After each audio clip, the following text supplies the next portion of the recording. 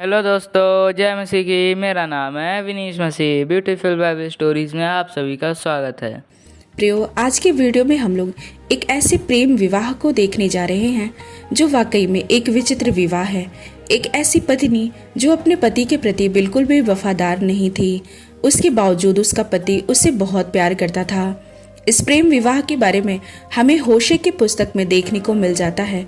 ये कहानी शुरू होती है एक भविष्यद्वक्ता होशे से। यदि अभी तक आपने हमारे इस चैनल को सब्सक्राइब नहीं किया है तो सब्सक्राइब कर दीजिए और बेल आइकन को भी दबा दीजिए, जिससे आने वाली वीडियो की नोटिफिकेशन आपको जल्द मिलने पाए। तो आइए वीडियो स्टार्ट करते हैं। यहूदा के राजा उजियाह, योताम, आहाज और हिजकिय्याह के दिनों में और इज़राइल के राजा योआश के पुत्र यारोबाम के दिनों में यहोवा का वचन बैरी के पुत्र होशे के पास पहुंचा। यहोवा ने होशे से कहा, जाकर तू एक वेश्या को अपनी पत्नी बना ले और उसके कुकर्म के बच्चों को अपने बच्चे कर ले, क्योंकि यह देश यहोवा के पीछे चलना छोड़कर वेश्या का सा काम करता है। अतः उसने जाकर दिबलैम की बेटी गोमेर को अपनी पत्नी कर लिया और वह उससे गर्भवती हुई और उसके एक पुत्र उत्पन्न हुआ। तब यहोवा ने उससे कहा, उसका नाम इज़राइल रखना, अर्थात ईश्वर बोएगा या तितर बितर करेगा। और इसके अलावा इज़राइल एक नगर का नाम भी है। वह स्त्री फिर गर्भवती हुई और उसके एक बेटी उत्पन्न हुई। तब यहोवा ने होशे से कहा, उसका नाम लोरुहामा रखना, जिसके नाम का अर्थ है जिस पर दया नहीं हुई, क्योंकि मैं इज़राइल के घराने पर फिर कभी दया करके उनका अपराध किसी प्रकार से क्षमा ना करूंगा, परंतु यहूदा के घराने पर मैं दया करूंगा और उनका उद्धार करूंगा। उनका उद्धार मैं धनुष या तलवार या युद्ध या घोड़ों या सवारों के द्वारा नहीं, परंतु उनके परमेश्वर यहोवा के द्वारा करूंगा। जब उस स्त्री ने लोरुहामा का दूध छुड़ाया, तब वह फिर गर्भवती हुई और उससे एक पुत्र और उत्पन्न हुआ। तब यहोवा ने कहा, इसका नाम लोअम्मी रख, जिसके नाम का अर्थ है मेरी प्रजा नहीं, क्योंकि तुम लोग मेरी प्रजा नहीं हो और ना मैं तुम्हारा परमेश्वर रहूंगा। प्रियो, होशे की पुस्तक 721 ईस्वी पूर्व में सामरिया के पतन से पहले के संकट भरे समय में भविष्यद्वक्ता होशे ने भविष्यद्वक्ता आमोस के बाद इज़राइल के उत्तरी राज्य में प्रचार किया था। वह लोगों के मूर्ति पूजा में फंसने और परमेश्वर के प्रति उनके अविश्वास के कारण विशेष रूप से चिंतित था।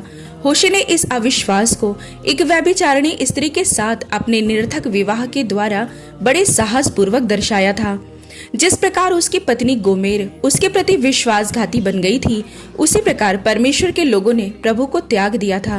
इसके कारण इज़राइल पर परमेश्वर का दंड पड़ेगा, पर अंत में अपने लोगों के प्रति परमेश्वर का अनंत प्रेम विजयी होगा और वह इस जाति को फिर से स्वीकार करेगा और अपने साथ इसके संबंध को पुनः स्थापित करेगा। होशे भविष्यद्वक्ता लोगों में जाकर प्रचार करता रहा और लोगों को समझाता रहा कि वे अपने अपने कामों से मन फिराकर परमेश्वर की तरफ मुड़े। होशे और गोमेर की प्रेम कहानी में हमें गोमेर की तरफ से विश्वासघात देखने को मिलता है। परमेश्वर ने एक ऐसी जाति से प्रेम किया था, उन्हें अपनी प्रजा बनाए थे, जो अपने यहोवा परमेश्वर के प्रति बिल्कुल भी वफादार नहीं थी। जिस प्रकार गोमेर जो होशे की पत्नी थी, परंतु वह एक वेश्या भी थी, विवाह के बावजूद भी उसने अपना वेश्यापन नहीं छोड़ा था।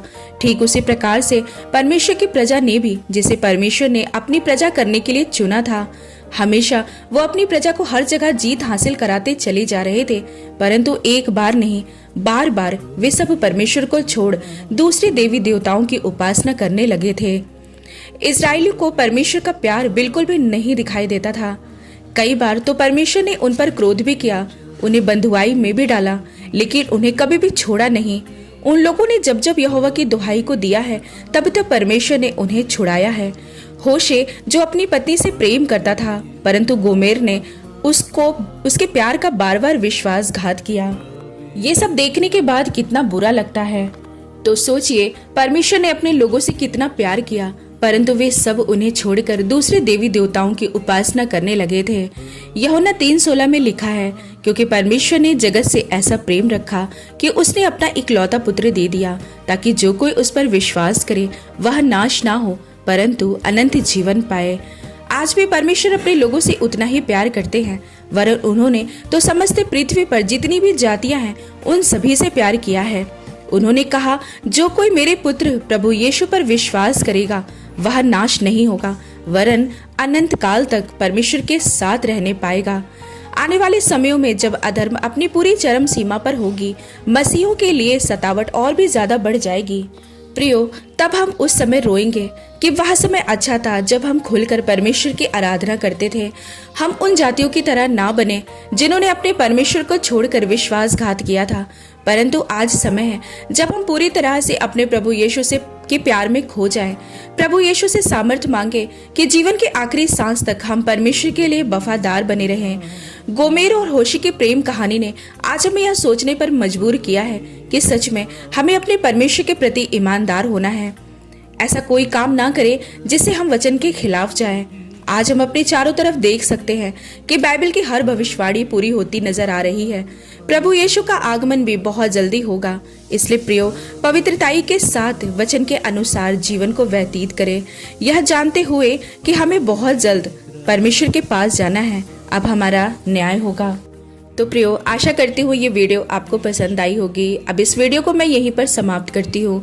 अब मैं मिलती हूँ आपसे अपनी अगली वीडियो में। आप सभी भाई बहनों को प्रभु यीशु मसीह के नाम में जय मसीह की।